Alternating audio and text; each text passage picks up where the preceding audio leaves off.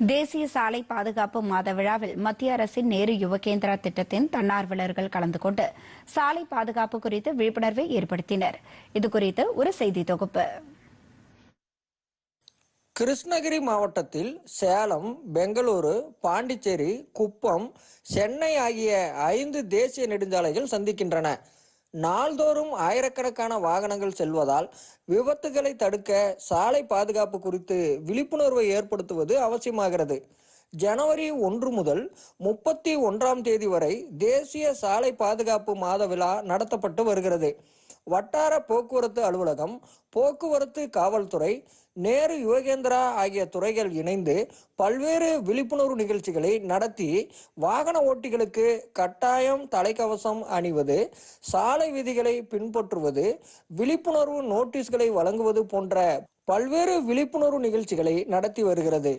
மாவட்ட ஆட்சியர் சரையு 1 மாத கால விழிப்புணர்வு நிகழ்ச்சிகளை வாகன ஓட்டிகளுக்கு இலவசமாக தலைக்கவசத்தை வழங்கி தொடங்கி வைத்தார். இந்த தொடர் நிகழ்ச்சியின் ஒரு நிகழ்வாக நேரு யுவகேந்திரா மூலமாக தன்னார்வலர்கள், கல்லூரி மாணவர்கள் 200 பேர் பங்கேற்ற விழிப்புணர்வு பேரணி நடைபெற்றது. இதனை காவல் துணை கண்காணிப்பாளர் முரளி கொடியசைத்து தொடங்கி வைத்தார்.